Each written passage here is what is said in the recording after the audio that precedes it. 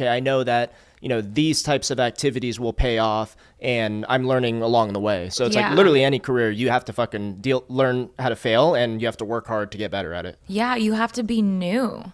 Yeah. That's the speech I give to myself, but also in the mirror every morning. Yeah, and that's gonna be, at least me personally, I hope that that's the case through a lot of life. That there's new things coming in, there's learning opportunities, but teaching yourself that I get to be new, I get to fail. That's the whole concept of learning, right? That you don't know yet. Yeah. You don't know yet. You have to get there. You have to put in the time and the practice. And a lot of people, you kind of mentioned this earlier, in specifics to real estate, people view it as, quick money, but it's maybe you're making a lot after the ton of hours that you put in to learn, just like you would have with any other career, you know? It feels like a lot of different entrepreneurial careers sort of even out in that sense of like, choose what you actually want to hustle and work your ass off for, and then be willing to be new for quite a while in it, right? Yeah. No matter what career that is, real estate's definitely one of those. Yeah.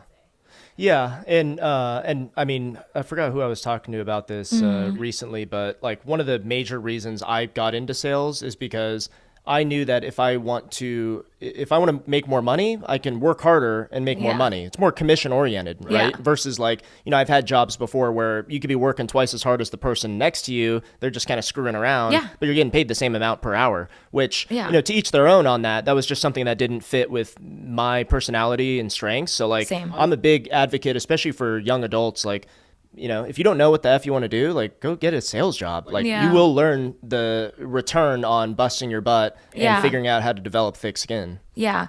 And I mean, some people love the idea of, I know how much money I'm getting this month. I know what the expectations are of me, and I don't want to have to think about whether I'm working harder or not. And there's jobs that fit that. Yeah. But if that's not your mindset, then it's sales of some kind, because all entrepreneur mindset people, it's all sales of some sort, because you're selling something, even if it's like coaching. Yeah. Even, what would you call it? Just life coaching or different online courses, variety of stuff. Yeah. Yeah. Well, I'm like a big Jordan Peterson guy. He's like a psychologist. Okay. Some people know him, some people don't. I've probably seen like TikToks probably seen his face. Or something. He's kind of controversial with some people, but I like psychology, whatever.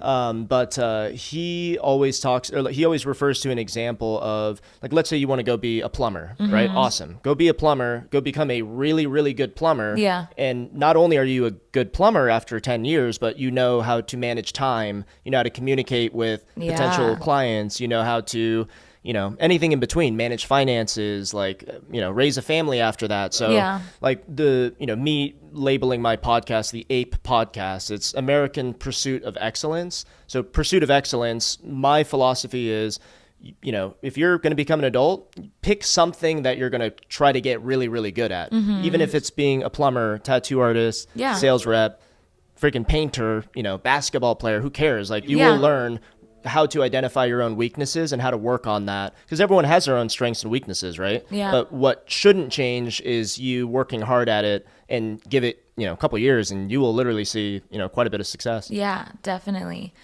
Tell me if this is sort of what you're touching on, but I don't know if it was a book or a podcast recently, just describing the idea of go narrow and deep versus going broad and shallow, or like broad and thin. Like we've heard the saying, spreading yourself too thin, because you're putting energy into so many different buckets, but all your buckets are kind of like not that great. Totally. Is that kind of the similar concept to what you're describing? I would say so, yeah. I mean, I totally agree with that phrase. And I've met a lot of people who are looking for purpose, looking for what they want to do in life.